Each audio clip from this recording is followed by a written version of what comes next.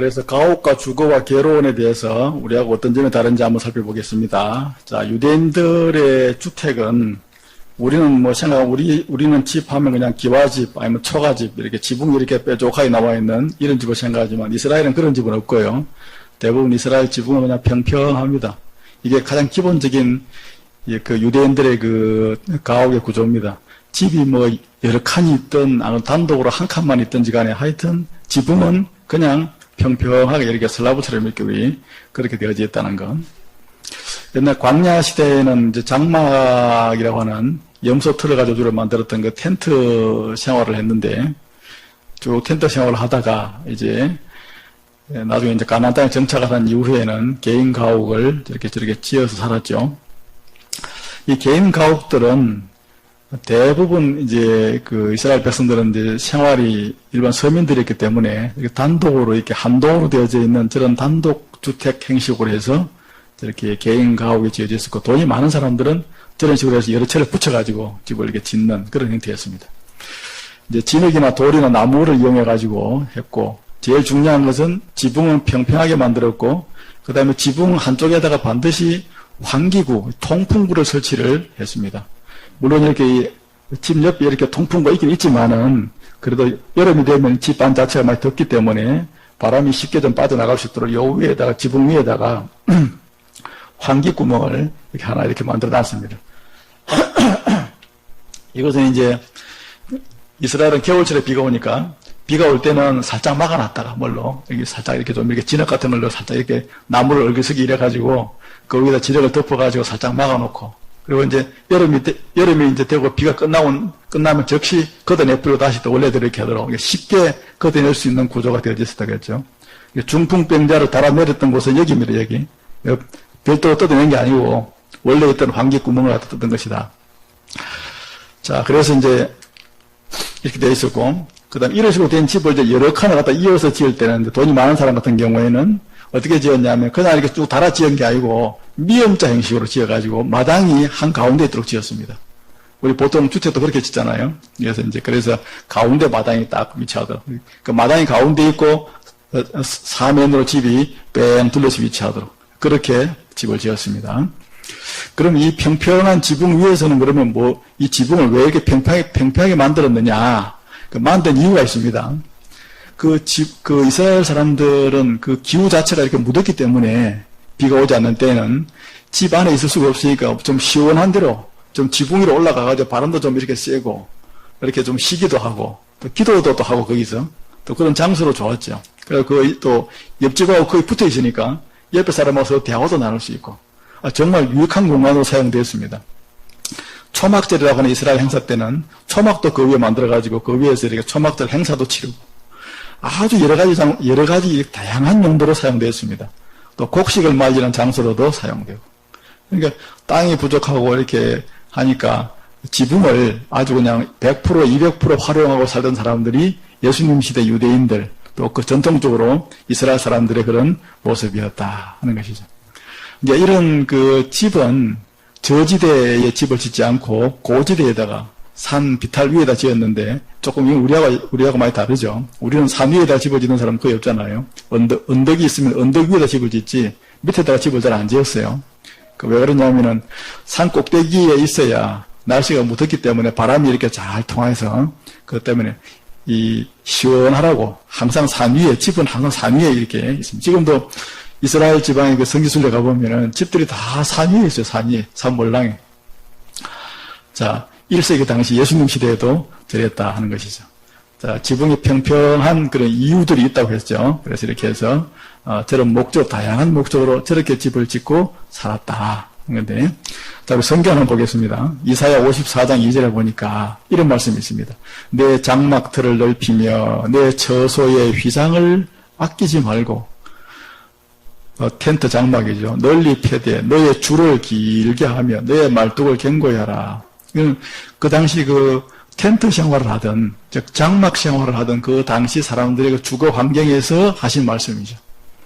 천사가 와서 아브라함한테 네 아내한테 이제 아기가 있을 것이다 이런 예언의 말씀을 했을 때에 사라가 그 장막문 뒤에서 천사와 자기 남편이 하는 이야기를 들었더라 했거든요. 예, 그 구조가 그 당시에는 텐트였구나라는 걸 알 수가 있죠. 이런 장막 시대가 있었고, 그 다음에 이제 개인주택 시대가 있었는데, 개인주택은 저런 식으로 이렇게 집어졌는데, 아까 앞에 여기서는 이렇게 좀 이렇게 요 부분이, 요 난간 부분이 잘 안 나왔는데, 여기 보시면, 요 위가 평평한 대신에 여기다 난간을 갖다가 반드시 설치를 해가지고, 사람들이 옆에 떨어지지 않도록 이렇게 난간을 설치하는 것이 의무적으로 이렇게 하도록 되어 있었습니다. 신명기 22장 8절에 보면 율법에 딱 규정이 나왔어요. 집을 지으면 반드시 지붕에다가 난간을 만들어서 사람이 떨어지지 않도록 그렇게 해야 된다. 이렇게 되죠. 여호수아 2장 6절에 보면 여호수아가 정탐꾼 2명을 갖다가 이제 파견했는데 이 사람들이 이제 들어와가지고 여리고에 와가지고는 이제 도망을 가다가 신분이 탈로고 나서 도망가다가 이 한 여인이 이제 이 두 사람을 갖다가 보호해줬잖아요. 보호해줄 때 그들을 끌고 지붕에 올라가서 그 지붕에 벌려놓은 3대 아마줄기에 숨겼더라. 기생나합이 이렇게 해가지고 이 두 사람을 갖다가 이렇게 숨겨줄 때 그 지붕에다가 벌려놓은 쭉 펼쳐서 말리고 있는 3대 아마줄기 가운데다가 숨겼다 할 때 그 지붕에다가 어떻게 3대를 벌려놓나? 평평하게 곡식을 이렇게 말리는 곳이기 때문에 가능했다는 거죠. 사무엘이 자기를 찾아온 사울을 갖다가 어디서 만났냐면 지붕에서 만나서 함께 담화했대요. 이런 말씀을, 이런 배경을 잘 모르면 우리가 이 뾰족하게 생긴 삼각형으로 되어진 우리 기와집 지붕을 생각하면 거기서 둘이 만나 앉아가지고 무슨 이야기를 했겠나 생각이 들지만은 전혀 그렇지 않다고 하는 것. 이 사람들은 지붕을 아주 그냥 200%, 300% 활용하며 살던 그런 사람들이 유대인들이었다는 것입니다. 이런 말씀들은 이런 집 구조가 이렇게 되어 있어서 이런 말씀이 나왔구나 하는 걸 알 수 있죠. 우리가 잘 아는 말씀이죠.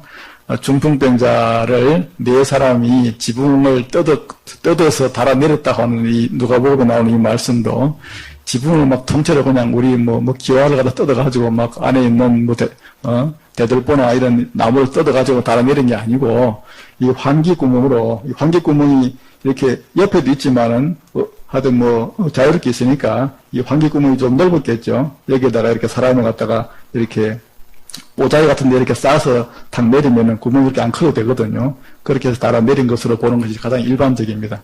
근데 이제 문제가 뭐냐? 누가복음 5장 19절에 보면은 기와를 벗겼다고 분명히 되어 있거든요. 기와를 벗겼다. 그러니까 우리는 그러면 이런 말씀이 나오면 분명히 기와라고 했지 않냐, 기와. 그럼 우리가 지금 일반적으로 시골에 가면 있는 그 기와집을 생각하잖아요. 그런데 그건 이제 이런 것이 우리가 이제 조금 우리가 조심해야 될 부분인데 저거는 성경 원문에 없는 말을 우리가 좀 더 쉽게 이해하라고 의역한 겁니다. 의역. 그러니까 실제는 없는 말인데 우리의 이해를 돕기 위해서 번역했다는 말입니다. 이렇게 기와라고. 원래는 기와라고 되어 있는 게 아니라 단단한 진흙이라고 되어 있습니다. 그게 단단한 진흙이 맞거든요. 저 위에는 여기는 항상 평상시에는 단단한 진흙으로 딱 이렇게 막아놓거든요. 그걸 갖다 벗겨냈다는 것이죠. 그러니까 성경을 우리가 이렇게 우리말로 번역되어진 이 성경도 물론 중요하고 우리가 이게 이제 기본이지만 어떤 경우에는 원문하고 대조하면서 조금 우리가 다시 한번 더 깊이 있게 봐야 될 그런 부분들도 있습니다. 그런 부분들은 이제 설교를 할 때 말씀을 드리니까 참고를 하시면 되겠습니다. 자, 그래서 저런 부분들도 유대인들의 그 가옥 구조하고 이렇게 비교를 해보면 알 수 있다는 것이죠. 자, 또 보겠습니다. 다윗이 범죄할 때 바세바가 모욕했잖아요. 모욕했는데 바세바가 자기 집안에서 모욕했는데 방에서 모욕한 게 아니라 마당에서 모욕했거든요. 마당에서. 아니 귀부인이 낮에 목욕을 하려고 하면 그래 방에 가서 어디 부엌이나 이렇게 사면이 갇혀진데 위에도 다 막혀진 데 가서 목욕을 해야 되는데 어찌된 판인지 하여튼 마당에서 목욕을 했는데 저 위에 있던 다윗은 왕궁 위에서 저 마당에서 목욕하는 그 바세바를 바라보았죠. 바라봤는데 심히 아름답더래요. 이게 멀리서 그 거리가 멀지 않다는 거죠. 그러니까 아름다운 여인을 갖다 확인할 수 있는 정도니까. 근데 그때 바세바의 집에 그 집 구조가 아마도 이런 식이었을 것이다라고 보는 것이죠. 그래서 한 가운데 마당이 있고 사면이 막혀져 있는 이런 집. 그러니까 그 집은 뭐 장수, 30인의 장수였던 자기 남편이 우리아가 30인의 장수니까 지금으로 말하면 장군집이거든요. 장군 부인이니까 그 집 자체가 좀 좋았겠죠.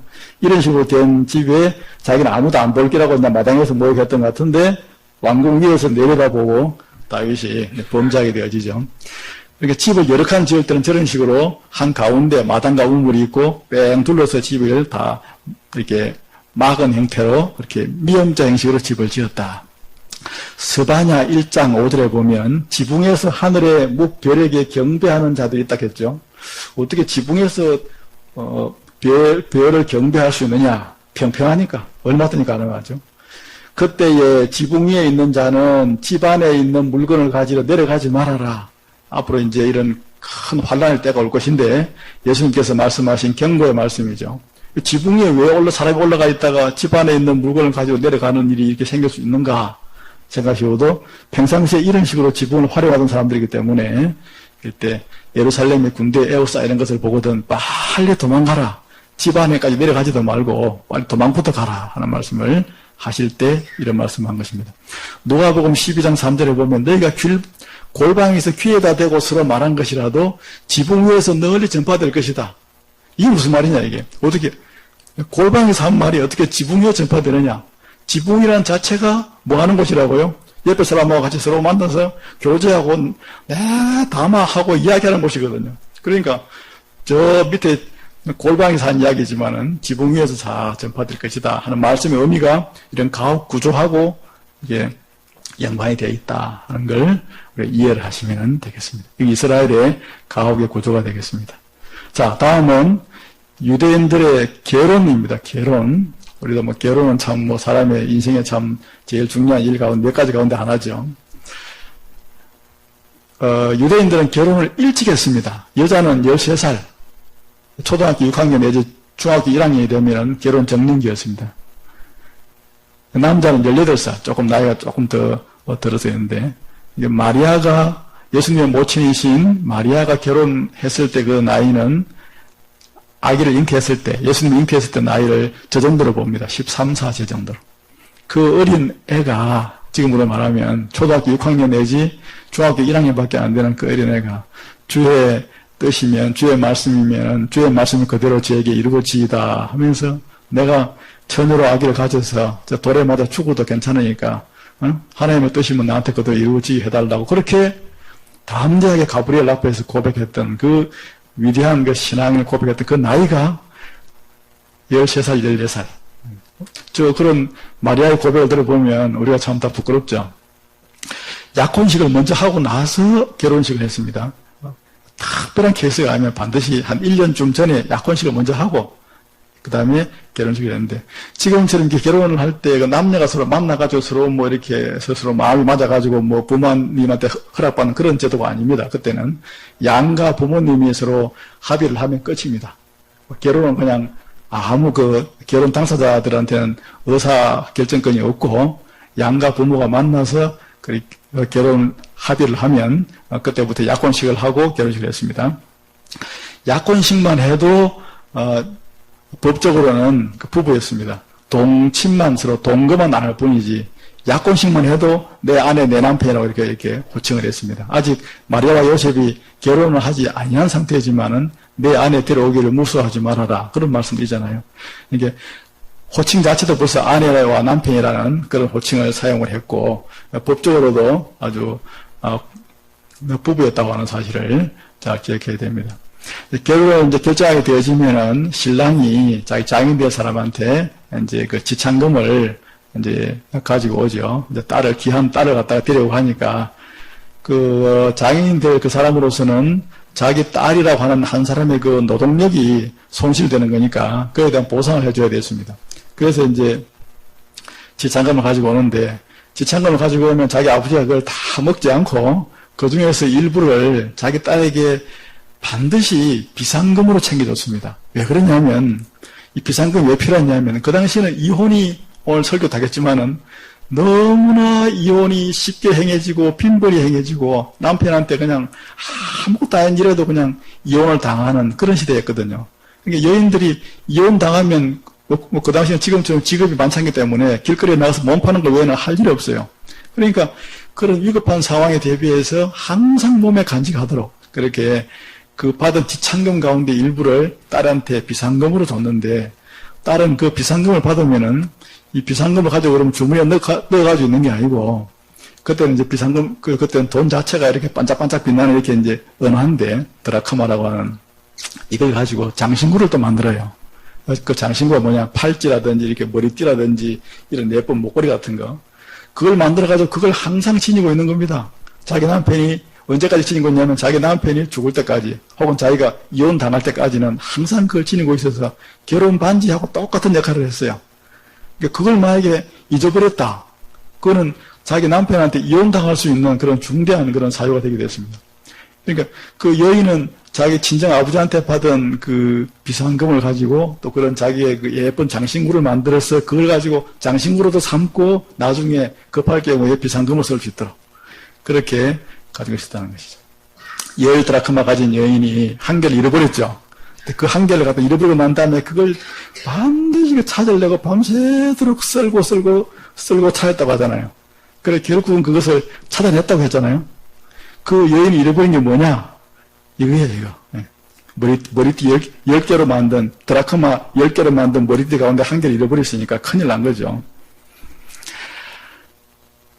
이게 이제 유대인의 그 결혼 풍습이고, 자, 약혼을 한 다음에 신랑은 집으로 돌아갑니다. 자기 집에 돌아가서 이제 같이 살 집을 이제 마련하죠. 한 1년 정도. 그동안 신부는 자기 집에서 신랑을 차분히 기다려야 됐고, 신랑의 아버지는 이제 아들의 결혼 준비가 다 끝나면 아들을 신부 집으로 보내서 신부를 데려오게 합니다. 우리는 결혼잔치를 신부 집에서 하잖아요. 미스라 사람들은 신부 집에서 안 하고 신부는 그냥 밤에 가서 데리고 와가지고 신랑 집에서 잔치를 해요. 집에서. 장차 예수님께서 우리 모두를 다 데리고 저 공중으로, 저 하늘로 올라가서 저 위에서 잔치를 하듯이 이 땅에 사는 것이 아니라, 그래, 신부를 데려오게 해서 그리고 신랑 집에서 잔치를 한다. 결혼식은 밤에 했습니다. 밤에. 제가 얼마 전에 아는 그 장모님 딸이 이제 결혼을 해서 갔는데, 평일날 저녁에 밤에 결혼식을 하더라고요. 그래서 참 성경적이다. 어? 그런 생각을 해본 적이 있었습니다.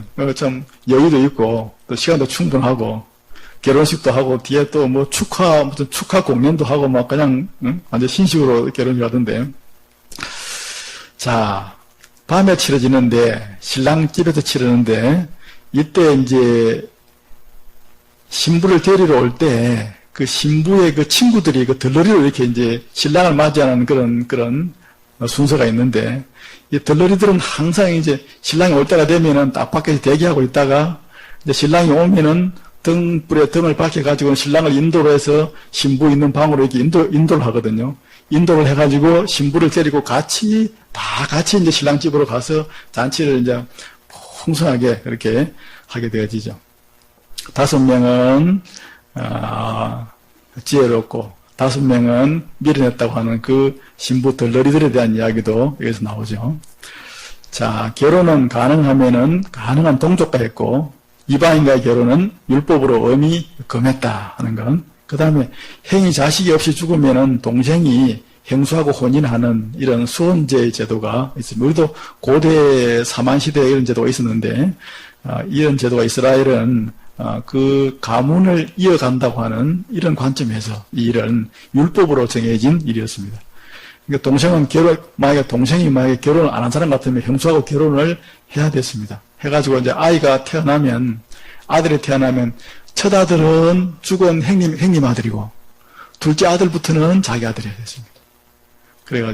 그래가지고 이제 그 행님의 가문이 그 가계가 이어져 갈 수 있도록 그렇게 한 제도가, 특별한 제도가 있었다 하는 건, 이 혼인잔치는 여러 날 계속되었는데, 그래서 혼인잔치는 보통 한 7일 정도 이렇게 계속되어졌다고 합니다. 그래서 혼인잔치의 그 손님들의 초대는 2번 했습니다. 반드시 2번.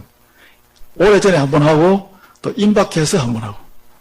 갑자기 하지 않고, 반드시 오래전에 이미 약속을 받아놓은 사람들한테, 오겠다고 하는 사람들한테 다시 종을 보내가지고 오라고 했는데, 뭐 소를 사서 어쩌고 뭐 밭을 사서 어쩌고 다 거절한 사람들은 그렇게 해서는 안 되는 사람들입니다. 이미 과거에 가겠다고 약속을 했던 사람들인데 거절한 거죠.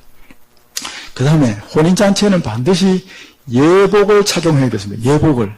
이 예복은 자기 집에서 자기가 가지고 가든지, 가능한 사람들은 없으니까 또 혼인잔치를 하는 사람들은 그 예복을 미리 준비를 해놨다가, 예복 이렇게 해서 무슨 뭐 거창한 옷은 아니고 하얗게 되어 있는 가운처럼 되어 있는 건데 살짝 이렇게 목 주변으로 이렇게 해서 걸치는 그런 거였습니다. 그 예복을 반드시 착용을 하고 예식에 참석을 해야 되는데, 예복을 착용하지 않고 그냥 임의로 오는 것은 그 굉장한 결례입니다. 결례. 그 주인을 갖다 무시하는 처사하고 마찬가지입니다. 그러니까 예복을 착용하지 않고 들어온 그 한 사람을 바깥으로 내쫓아라고 하는 주인의 그 명령은 합당한 것이죠. 그 다음 결혼 생활 가운데서 이혼이 너무나 쉽게 이루어졌는데, 이혼은 그냥 간단했습니다. 선언하고 이혼 정서를 써주면은 그냥 그대로 이혼이 이루어지던 시대가 저 시대였습니다. 그래서 마태복음 25장에 나와 있는 열처녀에 대한 비유. 이 열처녀는 신부가 아닙니다. 신부의 그 덜러리들인데, 덜러리들이 밤에 오는 그 신랑을 그렇게 맞으러 나갈 때, 여분의 기름을 가지고 갔느냐, 기름이 없이 나갔느냐, 중요하죠. 어떤 여자가 10드라크마가 있었는데, 누가복음 15장 8절, 하나 잃어버렸으면은 찾을 때까지 찾지 않겠느냐 하는 거, 저것도 머리띠를 말하고요. 내 고향, 내 족속에게로 가서 내 며느리감을 택해와라. 이것도 아브라함이 이렇게 얘기한 것도 바로 같은 족속, 같은 동족끼리 결혼하는 풍습 때문에 한 거죠. 지금 우리식으로 말하면 믿는 사람과 믿는 사람끼리 결혼하는 것이 원칙이고 하나님의 뜻이고 성경의 가르침입니다. 그 다음에 마태복음 22장은 수혼제에 대한 제도고, 맨 밑에 있는 것은 예복에 관한, 예복을 입지 않은 한 사람, 이건 그 주인을 무시하는 처사죠. 그러니까 천국은 예수 그리스도의 보혈로 이렇게 되어진 예복을 입지 않고는, 예수님이라는 예복을 입지 않고는 그 누구도 들어갈 수 없다. 이런 중대한 교훈을 주는 부분이기도 합니다. 유대인들의 가옥 구조, 그리고 결혼에 관한 내용들을 살펴봤습니다. 이런 내용들을 잘 마음에 담아 놓으셔서 성경을 읽고 또 설교를 들을 때 참고가 되시기 바랍니다.